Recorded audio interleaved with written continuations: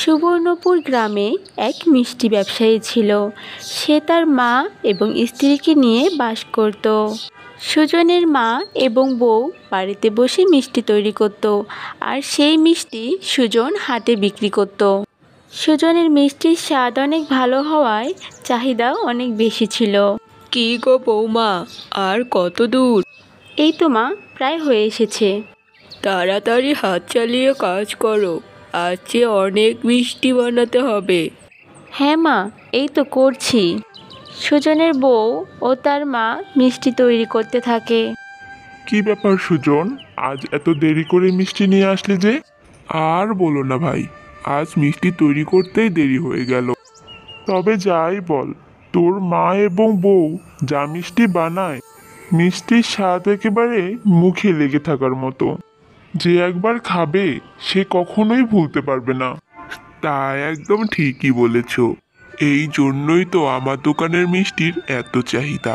বাজারে এত এত মিষ্টির দোকান থাকতেও সবাই আমার এই ছোট্ট দোকান থেকেই মিষ্টি কিনে নিয়ে যায়। শ্বশুরবাড়ি যাচ্ছিলাম, তোর দোকানের মিষ্টি ছাড়া তো জমবেই না। দে তো, আমাকে এক হাঁড়ি মিষ্টি দে। হ্যাঁ হ্যাঁ, দাঁড়াও, এক্ষুনি দিচ্ছি। এই যে, এই নাও। আগেরবার শ্বশুরবাড়িতে তোর দোকানেরই মিষ্টি নিয়ে গিয়েছিলাম, অনেক প্রশংসা পেয়েছি, তাই আবারও নিয়ে যাচ্ছি। মিষ্টির দরকার হলে আবার এসো কিন্তু আমার দোকানে। হ্যাঁ হ্যাঁ, তার বলতে, এই যে, এই নে টাকা। আমি এবার আসি তাহলে। আচ্ছা, এসো। এভাবেই প্রতিদিন সুজনের দোকানে অনেক লোক ভিড় করতে থাকে মিষ্টি কেনার জন্য। দেখেছো সুজন ভাইয়ের দোকানে কিভাবে মিষ্টির জন্য মানুষ ভিড় করছে? আর আমাদের দোকানে তো একটা মাছিও ঢোকে না। এভাবে তো বেশি দিন চলতে দেওয়া যাবে না। ঠিক বলেছ গিন্নি, কিছু একটা তো করতেই হবে। কি করা যায় বলো তো? আমার মাথায় একটা বুদ্ধি এসেছে। যে করেই হোক ওদের মিষ্টির স্বাদ খারাপ করতে হবে, তাহলে কেউই আর ওদের মিষ্টি কিনতে চাইবে না। কিন্তু কাজটা আমরা কিভাবে করব? ও তো সব সময় দোকানে থাকে। ও নিয়ে তুমি একদম ভেবো না, সবটা আমার উপরে ছেড়ে দাও। তুমি শুধু এটাই খেয়াল রাখবে যে কোনো বড় মিষ্টির অর্ডার আসে কিনা, তারপর যা করতে হয় আমি করব। আচ্ছা ঠিক আছে, তুমি যা বলবে তাই হবে। আচ্ছা, তুমি তাহলে যাও, হাত মুখ ধুয়ে এসো, আমি খেতে দিচ্ছি। খাওয়া শেষ হলে আবার দোকানে যেতে হবে। আচ্ছা গিন্নি, ঠিক আছে।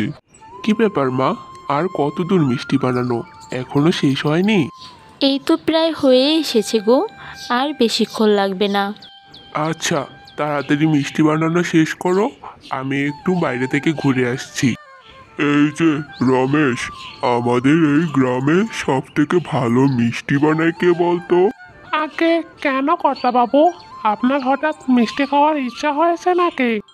আরে তা না, পরশু আমার ছেলের জন্মদিন, অনেক লোক দাওয়াত করব, অনেক মিষ্টিরও তো প্রয়োজন। তুই বলতো, আমাদের গ্রামের সব থেকে ভালো মিষ্টি কে বানায়?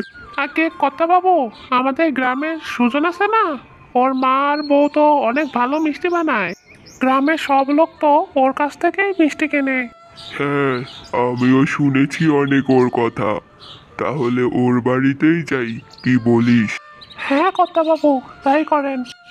আচ্ছা, আমি তাহলে যাই, তুই যা, গোয়ালের গরুগুলোকে খাবার দে গিয়ে।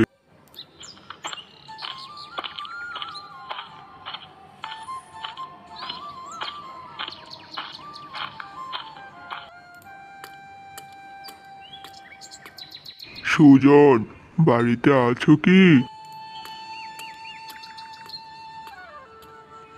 আরে জমিদার মশাই, আপনি এই সময় আমার বাড়িতে? আসলাম তোমার কাছে একটা দরকারে। তুমি কি কোথাও বেরোচ্ছ নাকি? না না, আমি তো এই একটু হাঁটতে গিয়েছিলাম। 2 দিন পর আমার ছেলের জন্মদিন, গ্রামের সকলকে দাওয়াত করেছি। আমার অনেক মিষ্টি লাগবে। তুমি কি পারবে 2 দিনের মধ্যে আমাকে এতগুলো মিষ্টি দিতে? হ্যাঁ হ্যাঁ জমিদার মশাই, অবশ্যই পারবো। আপনার কতগুলো মিষ্টি লাগবে সেটা একটু বলে দিয়েন, তাহলেই হবে। আচ্ছা, আমি তাহলে বাড়িতে গিয়ে রমেশকে দিয়ে হিসাবটা পাঠিয়ে দেব। আর এই যে, এই নাও, এখানে অগ্রিম কিছু টাকা আছে, বাকিটা মিষ্টি বানানোর পর আমি পাঠিয়ে দেব।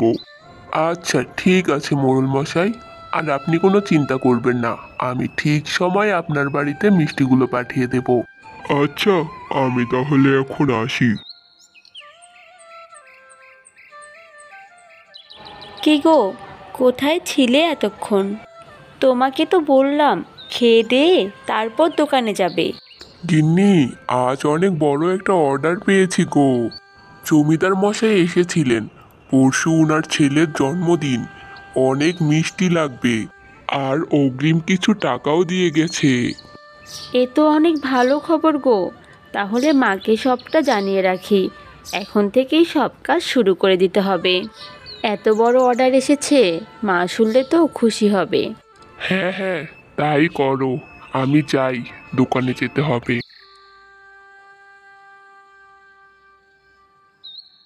শুনছো গিন্নি, আমাদের জমিদার মশাই সুজনকে বড় একটা মিষ্টি অর্ডার দিয়েছে তার ছেলের জন্মদিনের জন্য। এভাবে সব অর্ডার যদি সেই নেয় তাহলে আমাদের বড় ক্ষতি হয়ে যাবে। তুমি কিছু একটা ভাবো গিন্নি, নয়তো আমাদের সর্বনাশ হয়ে যাবে। তুমি একদম ভেবো না, এখন যা করার আমি করব, তুমি শুধু বসে বসে দেখো। যাক, সব মিষ্টি বানানো শেষ, এখন ও আসলে সব মিষ্টিগুলো জমিদার মশাইয়ের বাড়িতে পাঠাতে হবে। ভাবি, আপনার বাসায় আসলাম একটু বিপদে পড়ে, আমাকে একটু সাহায্য করুন। হ্যাঁ ভাবি, বলুন, কী সাহায্য করতে পারি আমি আপনাকে?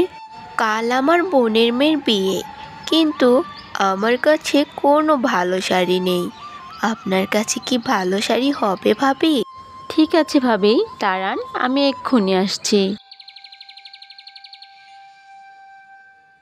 এই তো সুযোগ, এই সুযোগে মিষ্টিগুলোতে বেশি করে নুন ছিটিয়ে দেই, তারপর দেখি কিভাবে তোমরা মিষ্টির ব্যবসা করো। গ্রামের কেউই আর তোমাদের থেকে মিষ্টি কিনতে চাইবে না।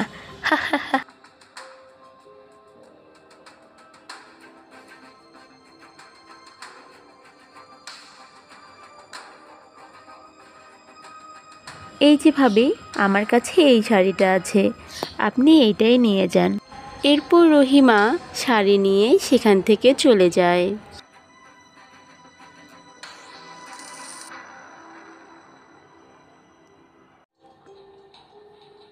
বাবা, আমাদের তো মিষ্টি বানানো শেষ, তুই একবার খেয়ে দেখ তো কেমন হয়েছে স্বাদ।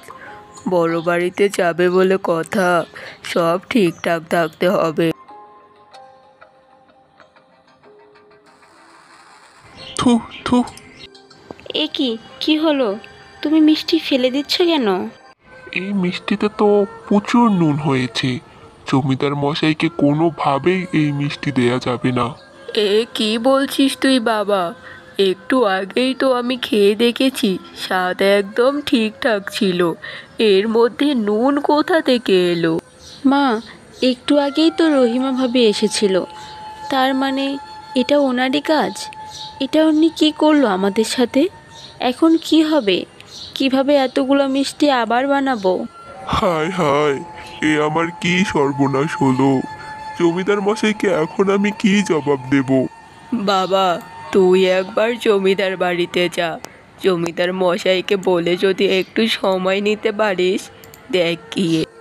আচ্ছা মা, আমি যাচ্ছি, মনে হয় না কোনো লাভ হবে, তবুও তুমি যখন বলছো আমি একবার বলে দেখি। আর তোমরা এই মিষ্টিগুলো পিছনের জমিতে গিয়ে ফেলে দিয়ে আসো, এগুলো তো আর কোনো কাজেই লাগবে না। এরপর সুজন জমিদার বাড়ির উদ্দেশ্যে রওনা দেয়। আর এদিকে সুজনের মা এবং বউ মিষ্টিগুলো ফেলতে আসে।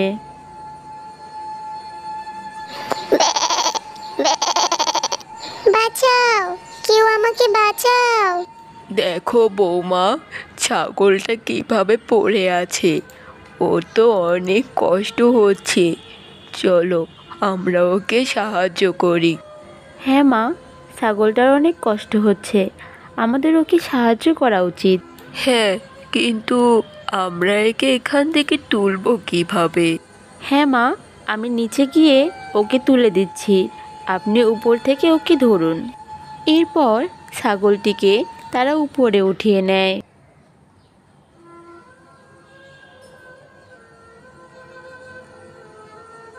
তোমাদের অনেক ধন্যবাদ আমাকে বাঁচানোর জন্য। এ কি, তুমি কিভাবে কথা বলছো?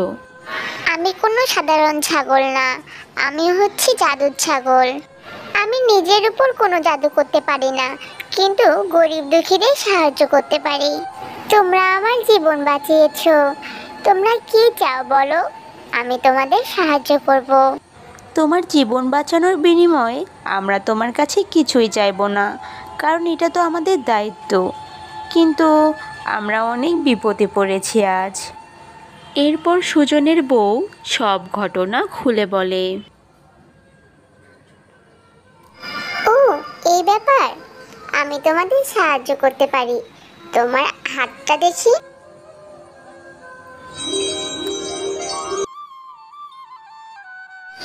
এটা তোমাদের বাড়ির উঠোনে লাগিয়ে দিবে, তারপর দেখবে কি হয়। আমি এখন আসি, আমার সাথীরা আমার জন্য অপেক্ষা করছে। এরপর সুজনের বউ বাড়ির উঠোনে রসগোল্লাটি রেখে দেয়।